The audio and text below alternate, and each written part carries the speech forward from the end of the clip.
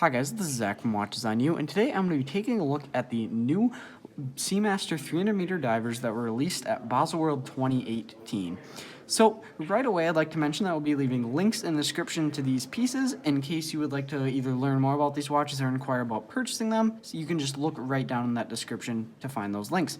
So right away though, I'd also like to mention that these watches were provided by JB Hudson Jewelers for the purposes of this review. And so these watches, you may be asking why we really didn't review them until now, because these were released at Baselworld 2018, which is decent many months ago. So the reason is that Omega kind of really took their time with releasing these watches to their boutiques and authorized dealers. I'm not 100% sure why they did that, but they're really just starting to trickle down into the dealers and boutiques right about now. So right away, I'm going to actually go over through the different kind of options that you can get for these watches based on materials or dial colors, and we have 3 variations with us here. And then after that, I will go into the kind of changes that they've made with this piece, and believe me, there are many. So this right here that was in the center, this is the silver dial stainless steel variant.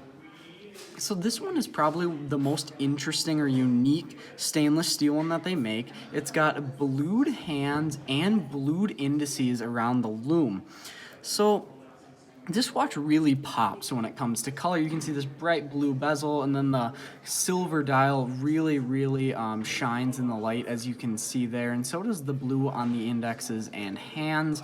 And again, you can see those waves right there, which is really kind of the favorite thing that they brought back on these pieces, because the original Seamasters that were released, they had wavy dials, and then they took them away for the glossy dial, and a lot of people wish that they brought the waves back, and I'm very glad that they did bring the wavy dial back, because personally I think that it really makes this piece not only bring back to kind of the heritage of this watch, but it also makes it a little bit more unique from a lot of other dive watches. So good job, Omega, on doing that and listening to your clients. So another option on this watch is either you can actually get a rubber strap with the stainless steel, or you can get it with this two-tone. So this is the two-tone variant, and it's a Sedna gold.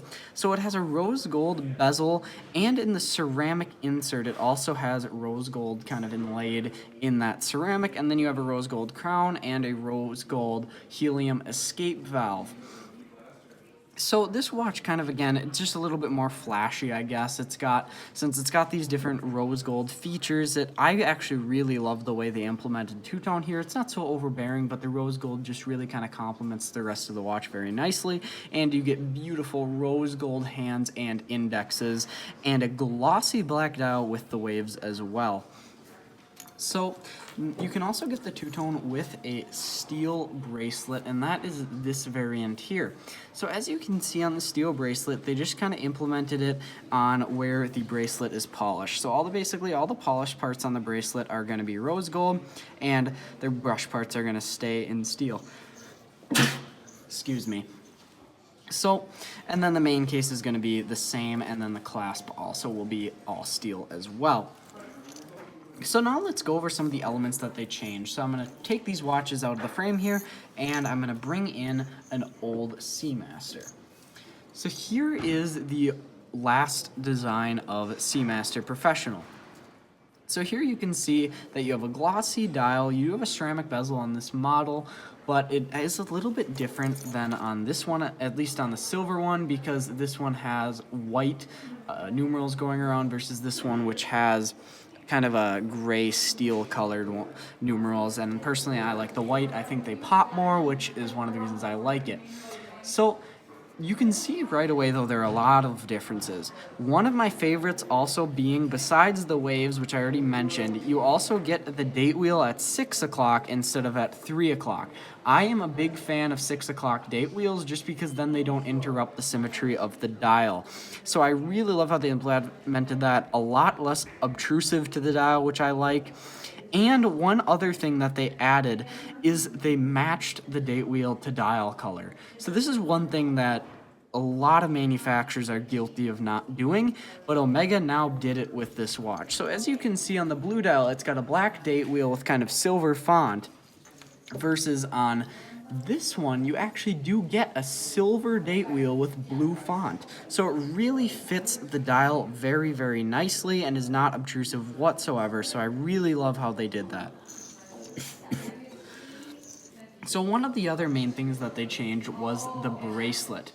So you can see that the bracelet is a lot flatter on the new model.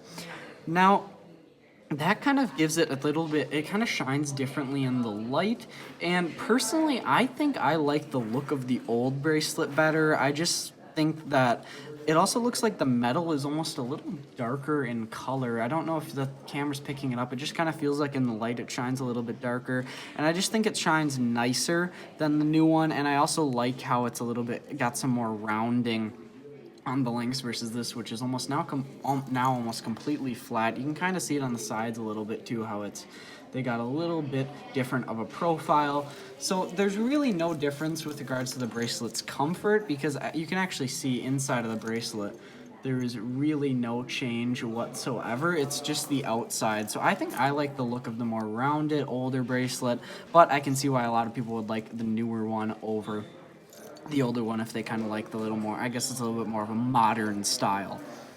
Now, one big upgrade that this bracelet has, though, over this one is the clasp.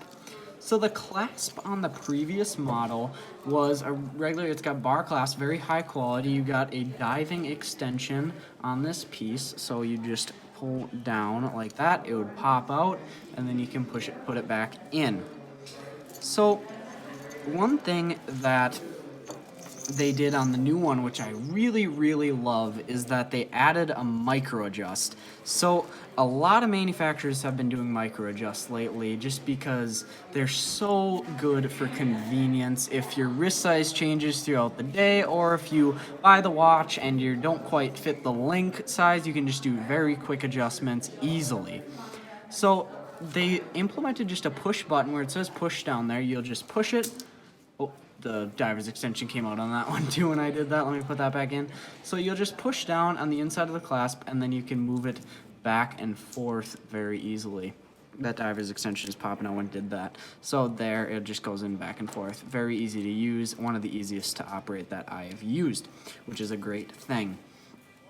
So now let's talk about the case sizes and some even more kind of minimal changes that they made on this. So the new bigger size case is actually a 42 millimeter versus this watch, which is a 41. Now that's honestly not going to change anything in day-to-day life. 42 millimeter size is great. 41 millimeter size is great. I have no problem with either. 40 mil is my favorite. So I mean, if I had to pick, probably 41 would be great. But there's really no difference when you wear these watches. The one thing is, this watch seems a little bit larger, just because another thing they changed was the main case size versus the case back. So thickness-wise, there really isn't a big difference at all. It's just the main case they made thicker and the case back thinner. So I like the new look of the thicker main case. It makes it look a little bit more beefier, more robust than the older one, which has a very, very thin main case, but then a pretty thick kind of case back and bezel there, versus this one, which I think is more kind of what to scale of what a watch should be. Now, one other big kind of very small change they made was the helium release valve crown.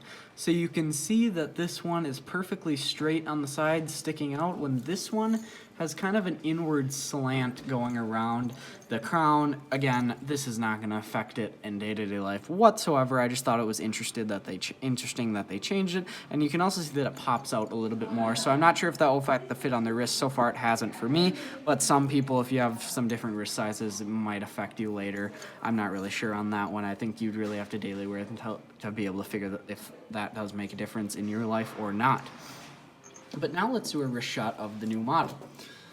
So I'll take my glove off here. And so the new model on the wrist, I think, is great. It's really what a good sports dive watch should be. The 42 millimeter size, I think, is absolutely perfect. No problem with that whatsoever. As I said, 40 mil is my favorite, but being this is supposed to be a good, robust sports dive watch, I think that this is a perfect size. They kept the 300 meter water distance, absolutely perfect. No problem with that. 300 meters is great. That's basically kind of the standard for a professional dive watch.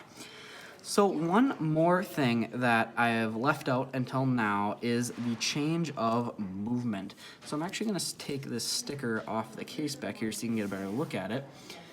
So they did put a master coaxial Omega movement in it. Now this is a big deal because now it is getting a fully in-house movement, which the other Seamasters of the past have not had. And you're not just getting any in-house movement, you're getting the Omega Master Coaxial movement, which is a great movement, very reliable, at least so far. It's a newer movement, so who knows in about 20 years. But so far, it's done extremely well, which with kind of dependability and quality. And also, being that it's a master coaxial, you get a 15,000 Gauss magnetic resistance, which is a very nice feature that basically means you're never really going to have to worry about magnetizing this watch's movement, which is very problematic on watches because it will make them just not be able to keep time whatsoever. So it's great that you have that extra safety there. And I really like how Omega was able to implement magnetic resistance on their movements while still not enshrouding them in kind of a metal shield like what Rolex does on the Milgauss. They actually made the movement out of special metals that will not be affected by magnetism. So that's a great thing about this movement. And you also do get that clear case back, which you have not ever gotten previously on Omega Seamasters. On the old ones, you have gotten just kind of the Seamonster, and it says Seamaster on the case back. Cool case back, but definitely not as cool as an exhibition case back. So overall, these watches, I think, have been brought up in quality very nicely. And their price is great. So they actually only raised the price on the steel models by $450 when you're getting all these upgrades, at least upgrades in my opinion. I'm not sure if you like them or not. But you get all these upgrades, and you get an added in-house movement for only another $450. So I think this definitely offers great value. So it will come in at $4,850 in all steel, and in two-tone, it will come in at $9,700, being that it's got some solid gold, rose gold elements to it. That actually is not a bad price, as a Submariner date will start around retail, which they're going above right now quite a bit. Starts around $8,500. So this does offer good value, and this offers absolutely outstanding value because Rolex Submariners overall, they're going way above retail now if you want a new ceramic one, and this watch is way below the price of a sub. And honestly, I don't really know what the sub can necessarily show to justify the price difference between these two watches. Is this watch also has an in-house movement. It's got also a ceramic bezel insert. It also has the 300-meter water resistance, and you actually get a helium release valve that you do not get on the Submariner. And one thing I forgot to mention in this video so far is that they actually did change the bezel a bit. The bezel on this watch is a bit smoother, and it also locks down better than the old Seamaster. The old Seamaster, I could feel a little bit wiggle in its bezel, and it was extremely loud and clicky, which I didn't really like. They smoothed it out a little bit more, so it's kind of quiet. Still 120 click, which is great, but it's not as bad. And actually, I'll just spin this one a little bit so that you can hear the difference. So there's the difference, and there is some wiggle. If you can see that there, I can definitely feel a little bit of wiggle, and versus the sound of this watch. I'm not sure if you can pick that up on camera, but there is a big difference between the bezels of these pieces, and I love the new bezel. So thank you guys for watching this video. Remember to like, subscribe, and share. Thank you.